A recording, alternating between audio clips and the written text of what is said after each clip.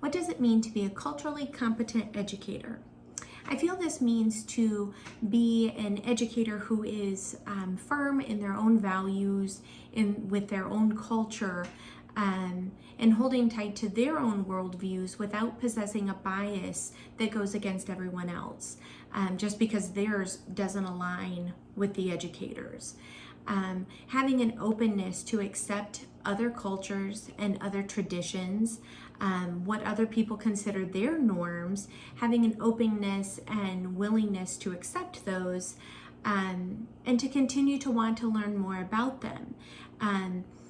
Understanding that equality is for all and not just for some. So holding your own values, but also choosing not to discriminate. This is also an educator that has several cultural diverse activities planned for the classroom. That way the students can get to know one another and understand that just because they differ, it's okay, and it helps the class to be accepting to that. This also supports a structured environment where the students understand and accept that not everyone is going to go along with their own worldviews as well. So just not holding any biases and just making sure that they keep an open mind to other cultures. Where do I feel that I rank on the cultural competency continuum chart?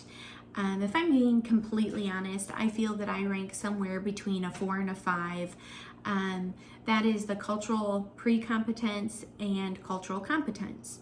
I feel that I rank in between there because my first reaction to maybe a student who is having a hard time understanding might be, why are they not understanding me? Are they trying not to understand? Are they trying to be difficult? Maybe a student that's an English language learner, maybe I might chalk that up to they're acting like they don't understand me, which can be kind of frustrating, but I also need to understand culturally where that child comes from, what their home life is like, and be more willing and understanding to that rather than just jumping to the conclusion that my student is choosing not to understand. I don't think that it's always a choice. So if I'm being completely honest, I feel like I rank in between those. To get to the next level, to make sure that I am culturally competent, I feel like I would need to focus on everyone has a story and no two stories are going to be the same. Instead of assuming that behaviors are due to a stereotype, such as not speaking English or trying not to understand English, I need to try and understand each person, their values, their background, their cultural differences, and with English language learner, that's going to be a big one.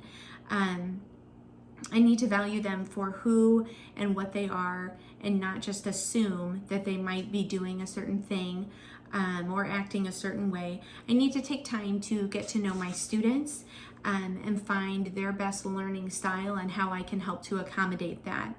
I want to make sure it's the best learning environment for my students, as well as the best teaching environment for myself.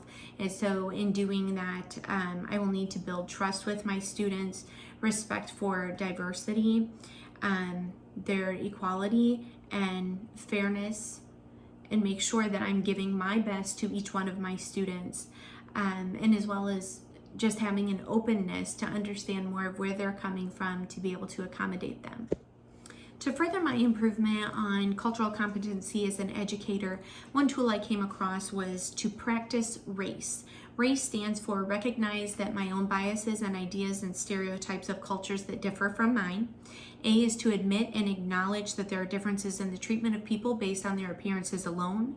C is to commit to being a part of the change that needs to happen so people are treated fairly. And E is to educate myself and others on cultural differences to gain a further understanding. As far as cultural inclusivity in the classroom, I feel like it's a classroom based on compassion, kindness, and respect towards one another. Everyone feels welcome, communication is key, stories are shared, and we're there to support one another. As far as an educator, I need to be mindful of my facial reactions as well as my body language.